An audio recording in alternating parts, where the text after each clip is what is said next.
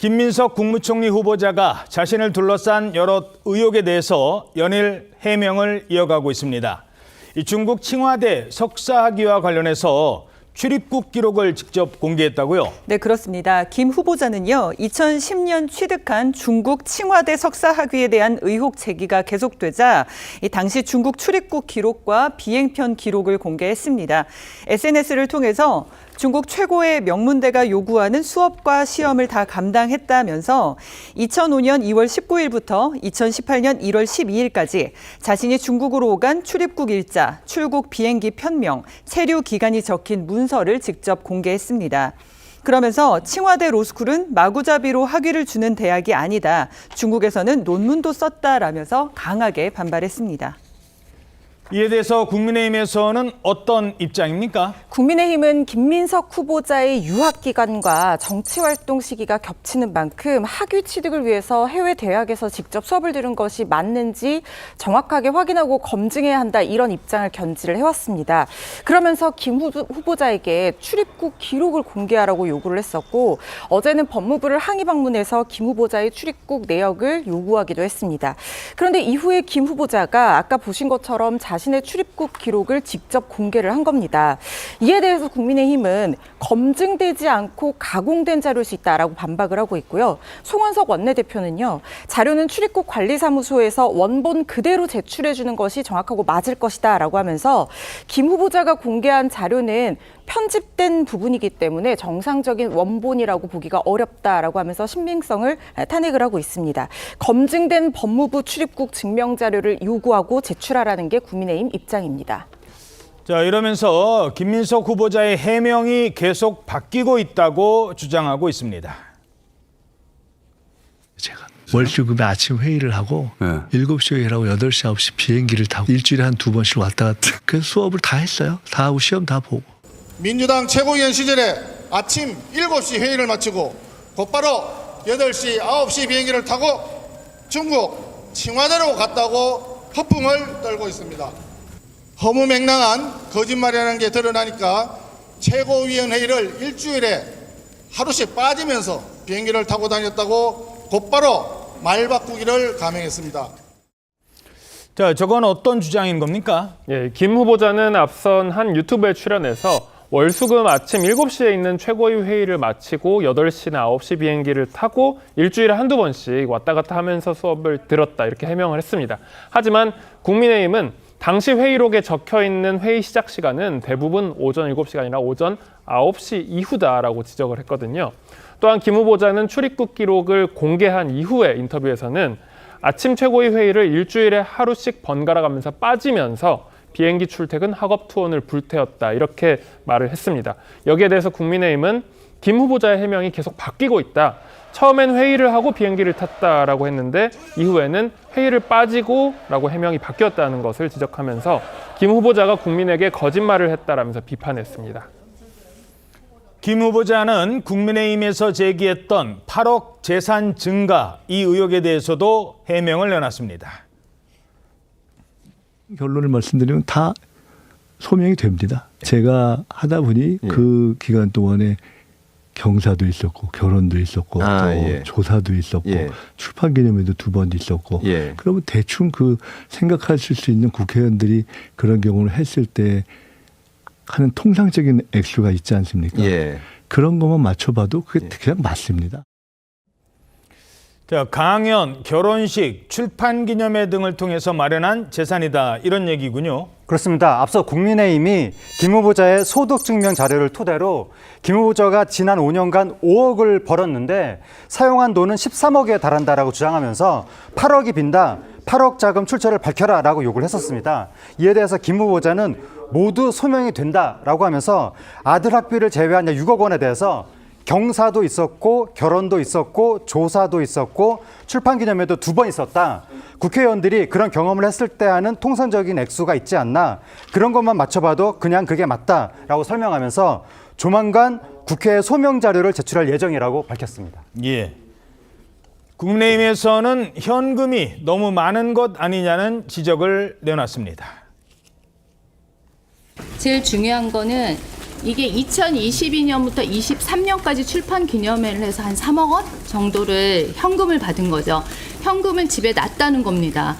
아시다시피 국회의원이 되면 12월 31일 기준으로, 물론 처음에 국회의원 될 때하고 12월 31일 기준으로 자기 재산 신고를 다 하게 돼 있는 거 아시죠? 그리고 그게 자체가 12월 31일 기준에서 현금이 기록되어 있지 않습니다. 실제로 출판 기념회를 해서 3억 원 정도가 나올 수 있다? 그거에 대해서는 저희가 추가 조사를 할 예정입니다. 이 공직자윤리법 위반 아니냐 이런 주장도 나오고 있어요. 네, 그렇습니다. 국민의힘 주진우 의원은요, 김민석 후보자가 경조사비 출판 기념회에서 받은 6억 돈 봉투를 모아서 집에 쌓아두고 썼다니 충격적이라면서요. 과거 이재명 대통령이 돈 많은 분들은 왜 돈을 장롱에 보관할까요? 장롱도 이자를 주나 보죠 라고 올렸던 SNS 글을 소환했습니다. 그러면서 주 의원은요, 김 후보자가 공직자윤리법과 공직선거법 위반을 한 것이다라고 주장을 했는데, 먼저 공직자윤리법은요, 김 후보자가 그러니까 이 해명대로라면 한마디로 6억 원 정도는 나 같은 유력 정치인에게는 흔히 들어오는 통상적인 현금이다 이렇게 말을 한 거라면서, 이 현금 짬짬이를 막기 위해서 현금도 등록하고 공개하도록 엄격히 규정이 돼 있는데, 아무리 분석해도 현금은 등록에서 누락이 됐다. 현재 얼마의 현금이 남아있는지도 밝혀야 한다라고 주장을 했습니다. 그리고 두 차례 총선에서 후보자 재산을 공개할 때 현금을 고의로 누락하면서 허위 사실을 공표했다. 시효는 지났지만 공직자 선거법도 위반이다라고 주장을 했습니다. 여야 간의 공방이 격화되면서 이 청문회가 증인 없이 진행될 수도 있다는 우려가 나오고 있습니다. 이건 어떤 상황인 겁니까? 예, 인사청문회법에 따르면 국회는 증인 참고인 등에 대해서 5일 전까지 출석 요구서가 송달되도록 해야 합니다. 그러니까 청문회가 24일, 25일에 열린다고 하면 오늘까지는 합의가 마무리돼야 되는 셈인데요.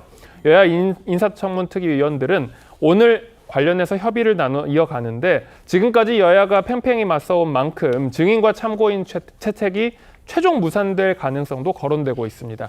이 증인 명단에 최종 합의하지 못하면 김 후보자의 청문회는 증인과 참고인 없이 진행될 수도 있습니다. 국민의힘은 오늘 오전 긴급의총을 열고 대책 마련에 나섰고요.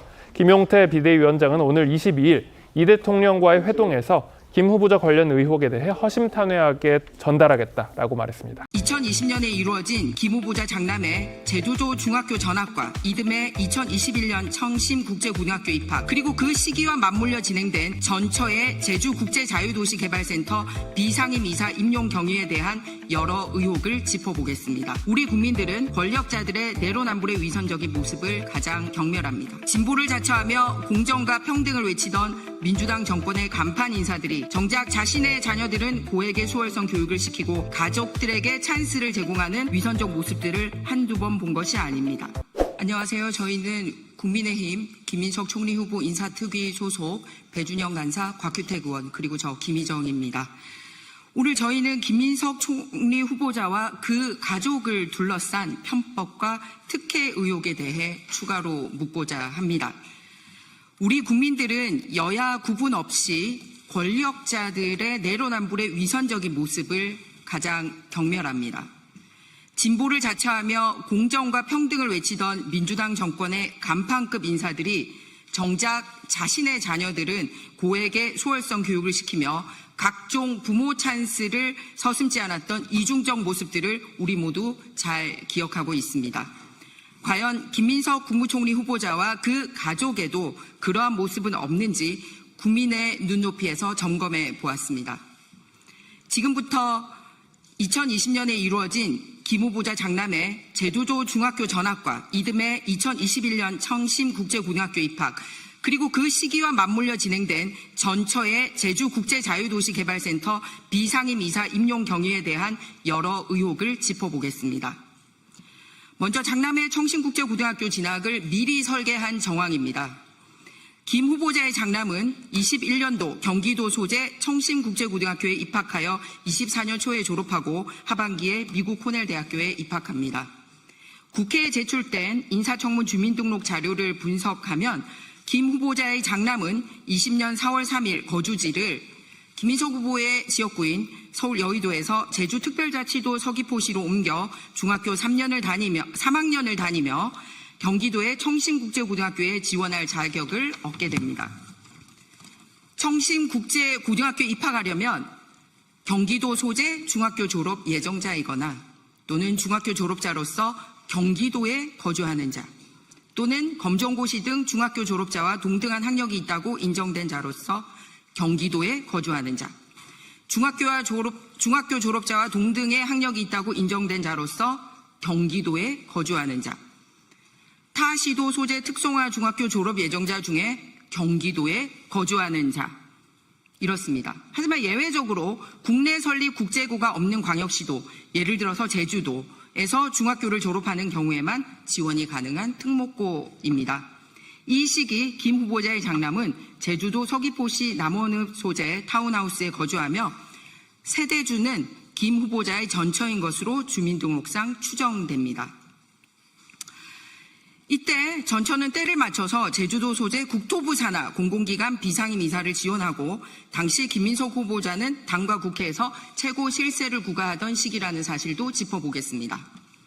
2020년 초 제주도로 주소지를 옮긴 것으로 보이는 김 후보자의 전처는 장남의 제주도 전입일로부터 5개월 뒤인 2020년 9월 하순 국토교통부 산하 공공기관인 제주국제자유도시개발센터 여기에 비상임 이사 공고에 지원하게 되며 이후 기재부 공공기관 운영위원회 심사 절차를 거쳐 2020년 11월 9일부터 2년간 비상임 이사로 재직하며 매월 200만 원의 회의 수당을 수령하게 됩니다. 문제는 김 후보자 전처의 JDC 지원 자격 문제입니다. 당시 JDC 비상임 이사 공고문을 보면 지원 자격은 경영에 대한 지식과 경험을 갖춘 분, 청렴성과 도덕성 등 건전한 윤리의식을 갖춘 분, 최고 의사결정기구 구성원으로서 경영 비전 제시 능력을 갖춘 분, 전문 분야에 대한 해박한 지식과 비전을 갖춘 분, 개발센터 경영에 대한 정확한 분석과 판단력을 갖춘 분 등으로 되어 있습니다. 한편 당시 김민석 후보자는 당에서는 더불어민주당 포용국가 비전위원회 위원장 했고 이어서 더불어민주당 미래전환 K뉴딜위원회 사회적 뉴딜 분과위원장을 역임했고 국회에서도 예산결산 특별위원회 위원과 보건복지위원회 위원장으로 활동하며 당과 국회에서 실세로 역할을 하게 됩니다. 국민 여러분들이 보시기에 과연 김 후보자의 전처가 이러한 국토부 산하 공공기관의 지원 자격 요건에 얼마나 부합한다고 생각되는지 판단해 주시기 바랍니다. 국민의 세금이 들어가는 공공기관의 자리는 특정인들의 전리품이 되어서는 안 됩니다. 이 당시는 문재인 정부 시기이고 이 기관의 이사장은 대통령 비서실 출신이었습니다. 비상임 이사 인사는 JDC 임원추천위원회 추천과 기재부 공문위 심의를 거쳐 절차가 진행되며 당시 사정을 확인한 바에 따르면 기재부 공문위로부터 비상임 이사직을 오래 공석으로 두면 안 된다는 연락이 있었고 그에 따라 JDC는 2020년 9월 21일 비상임 이사 공고를 내고 김 후보자의 전처는 그에 맞춰 지원하게 됩니다. 11명의 지원자 중 9명이 탈락하고 김 후보자 전처를 포함한 최종 3위는 기획재정부 장관의 임명을 받아 2020년 11월 9일부터 2022년 11월 8일까지 2년간 JDC 비상임이사로 재직하게 됩니다. 이와 관련하여 김민석 후보자와 그의 전처에게 함께 묻겠습니다. 김 후보자의 전처는 왜 그 시기에 제주도로 거주지를 옮겼고 또 JDC 비상임 이사 공모 사실을 어떻게 알게 된 것입니까? 김민석 후보자는 전처의 JDC 비상임 이사 지원 사실을 당시 알고 있었습니까? 또 누군가에게 전처를 챙겨봐달라고 부탁을 하지는 않았습니까? 한편 김민석 후보자는 자녀의 교육 및 학비는 전 배우자가 담당하고 있다고 밝혔습니다. 과연 김 후보자 장남의 제주도 전학 문제와 그렇게 해야 청심국제고등학교 지원 자격이 생긴다는 사실을 전처로부터 듣거나 이와 관련하여 서로 상의한 사실은 없습니까? 또 전처의 JDC 비상임 이사 공모 지원 역시 그녀가 제주도에서 장남의 학업과 생활에 필요한 생활비에 보태려고 오롯이 혼자서 알아서 한 결정입니까? 이에 대해서도 김 후보자의 명확한 입장을 내주시기 바랍니다. 서두에 말씀드렸듯이 우리 국민들은 권력자들의 내로남불의 위선적인 모습을 가장 경멸합니다. 진보를 자처하며 공정과 평등을 외치던 민주당 정권의 간판 인사들이 정작 자신의 자녀들은 고액의 수월성 교육을 시키고 가족들에게 찬스를 제공하는 위선적 모습들을 한두 번 본 것이 아닙니다. 이와 같이 민주당 교육정책과 김 후보 자녀의 교육 괴리 문제도 있습니다. 정책적으로도 답을 해야 될 부분입니다. 김민석 후보자는 문재인 정부가 고교 평준화와 특목고 자사고 폐지를 추진했을 때 자녀를 키웠던 부모로서의 심정과 당시 정부 정책을 국회에서 뒷받침했던 민주당 국회의원으로서의 솔직한 입장은 어떠했는지 밝히시기 바랍니다. 그리고 이재명 정부 역시 문재인 정부와 동일한 방향으로 고교 정책 추진을 검토 중인 것으로 알려졌습니다. 이에 대한 김 후보자의 입장은 어떤지 명확하게 밝혀주시기 바랍니다. 진실은 반드시 밝혀져야 합니다. 감사합니다.